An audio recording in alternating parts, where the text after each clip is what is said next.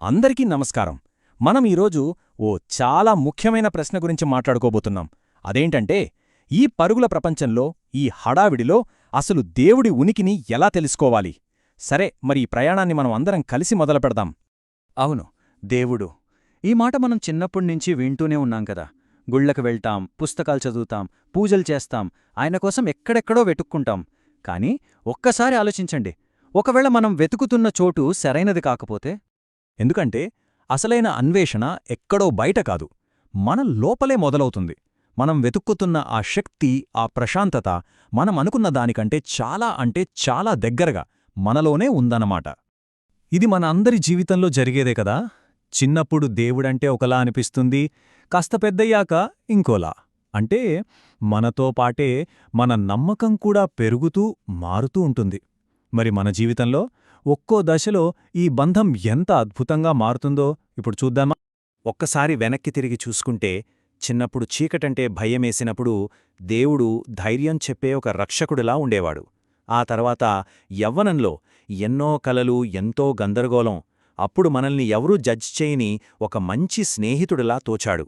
ఇక ఇప్పుడు ఈ బాధ్యతల బరువు మోస్తున్నప్పుడు మనకు తెలియకుండానే మన వెన్నెంటి ఉండే ఒక నిశ్శబ్ద శక్తిలా అనిపిస్తాడు. చివరికి వృద్ధాప్యంలో మన జీవిత ప్రయాణానికి ఓ అర్థాన్నిచ్చే శాంతమైన తోడుగా మిగిలిపోతాడు. సరే, ఆ ఉనికిని అనుభూతి చెందడాన్నే మనం భక్తి అంటాం. కాని అసలు భక్తి అంటే ఏంటి? మనం బయటకు చేసే ఆ పూజలు, పునస్కారాలేనా? లేకపోతే దాని వెనక ఇంకా ఏదైనా లోతైన అర్థం ఉందా? నిజానికి అసలైన భక్తి అనేది ఓ మానసిక స్థితి. అది మనసులోంచి రావాలి. మన హృదయంలో పుట్టే కృతజ్ఞత, వినయం, అచంచలమైన నమ్మకం. అదే భక్తి. ఇది మనం చేసే పని కాదు, మనలో ఉండే గుణం. ఒక్కొక్కసారి మనం గుడిలో చూస్తుంటాం కదా, కొంతమంది చాలా గట్టిగా ప్రార్థనలు చేస్తుంటారు, కాని వాళ్ల ముఖంలో ఆ ప్రశాంతత కనిపించదు. అప్పుడే అనిపిస్తుంది, నిజమైన భక్తి ఆ గుడి గంటల మోతలోనో, బయట చేసే ఆర్భాటంలోనో ఉండదేమో అని. అది మన లోపల అనుభవించే ఆ నిశ్శబ్దంలోనూ, మనకు దొరికిన ప్రతి చిన్న విషయానికి కృతజ్ఞతతో ఉండటంలోనే ఉంటుంది. అందుకే అంటారు కదా, మనం పైకి పలికే వేల మాటల కన్నా ఆర్తితో మనస్సులో చేసుకునే ఒక్క నిశ్శబ్ద ప్రార్థన నేరుగా భగవంతుడికి చేరుతుందట. అంటే ఇక్కడ ముఖ్యం బయటి ఆర్భాటం కాదు, మన అంతరంగం. సరే, బావుంది. మరి ఈ లోపల ఉండే భక్తి, ఈ నిశ్శబ్ద ఉనికి మన రోజువారీ జీవితంలో ఎలా కనిపిస్తోంది? మనం దాన్ని ఎలా గుర్తించాలి? ఆశ్చర్యంగా అనిపించొచ్చు కాని, ఆ దైవిక మార్గదర్శకత్వం మనతో ప్రతిరోజూ మాట్లాడుతుంది.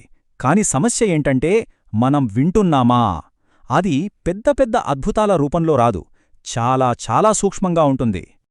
ఇలాంటి అనుభవాలు మనందరికీ ఎప్పుడో ఒకప్పుడు ఎదురయ్యే ఉంటాయి కదా.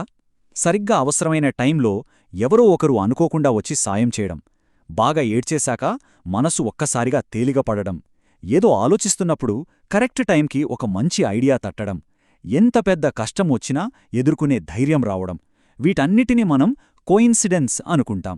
కాని బహుశా ఇవే ఆ నిశ్శబ్ద శక్తి మనకు పంపే చిన్న చిన్న సంకేతాలేమో. ఎందుకంటే ఆ భగవంతుడు ఎప్పుడూ నిశ్శబ్దంగానే పనిచేస్తాడు. మన జీవితంలోకి వచ్చే మనుషుల రూపంలో, గడిచిపోయే కాలం రూపంలో, మనకు ఎదురయ్యే అనుభవాల రూపంలో మనల్ని మెల్లమెల్లగా ఓ శిల్పిలా తీర్చిదిద్దుతాడు. అందుకే చూడండి, భక్తి అనేది ఒక అద్భుతమైన సాధనంలాంటిది. మన జీవితం హాయిగా, ఆనందంగా ఉన్నప్పుడు కృతజ్ఞతతో ఎలా ఉండాలో నేర్పుతుంది. అదే కష్టాల్లో ఉన్నప్పుడు ధైర్యాన్నిస్తుంది. ఇక భవిష్యత్ ఏంటో అర్థంకాక అంతా గందరగోళంగా ఉన్నప్పుడు శరణాగతి అనే భావాన్ని ఇస్తుంది. అంటే అంతా నేను చూసుకోలేను, నాకన్నా పెద్ద శక్తి ఒకటుంది, ఆ శక్తి చూసుకుంటుంది అని నమ్మే ధైర్యాన్నిస్తుందన్నమాట. ఇంతసేపు మనం మాట్లాడుకున్నదంతా చూస్తే ఈ ప్రయాణం మనల్ని మళ్ళీ ఎక్కడికి తీసుకొచ్చిందో తెలుసా? తిరిగి మన లోపలికే, మన దగ్గరికే. సరే, ఇప్పుడు ఒక క్షణం ఆగుదాం. ఈ పరుగుల ప్రపంచాన్ని, ఈ హడావిడిని అన్నిటినీ కాసేపు పక్కనపెట్టి కేవలం మన ఉనికిని మనం గమనిద్దాం. నెమ్మదిగా, లోతుగా ఓ శ్వాస తీసుకుందాం. మనం పీల్చే ప్రతి శ్వాసతో ప్రశాంతత లోపలికొస్తున్నట్టు, వదిలే ప్రతి శ్వాసతో మనసులోని ఆందోళనలన్నీ బయటకు వెళ్ళిపోతున్నట్టు ఒక్కసారి ఊహించుకుందాం. ఇప్పుడు చూడండి, ఆ నిశ్శబ్దంలో మన అంతరాత్మ స్వరం మెల్లగా వినిపిస్తుంది. నిజానికి ఆ స్వరం ఎప్పుడూ మనతోనే ఉంటుంది. మనం కాస్త దారిస్తే చాలు అదే మనతో మాట్లాడుతుంది. కాబట్టి మనం గ్రహించాల్సిన అత్యంత కీలకమైన విషయం ఒకటే. దేవుడి కోసం మనం చేసే ఈ అన్వేషణ బయట ఎక్కడో మొదలయ్యి బయట ఎక్కడో ముగిసేది కాదు. ఇది మన లోపల మొదలై మనలోపలే పూర్తయ్యే ఒక ప్రయాణం. చివరిగా ఒక్కటే మాట, దేవుడి ఉనికి అనేది బయటి గందరగోళంలో, శబ్దంలో దొరికేది కాదు. అది మనస్సులో ఉండే విశ్వాసంలో, మనల్ని ఆవరించే నిశ్శబ్దంలో, భక్తితో నిండిన మన హృదయంలోనే దొరుకుతుంది. మరి బహుశా ఈ రోజునుంచి మనం వెతకటం ఆపి అనుభూతి చెందటం మొదలుపెడదామా? ఒక్కసారి ఆలోచించండి.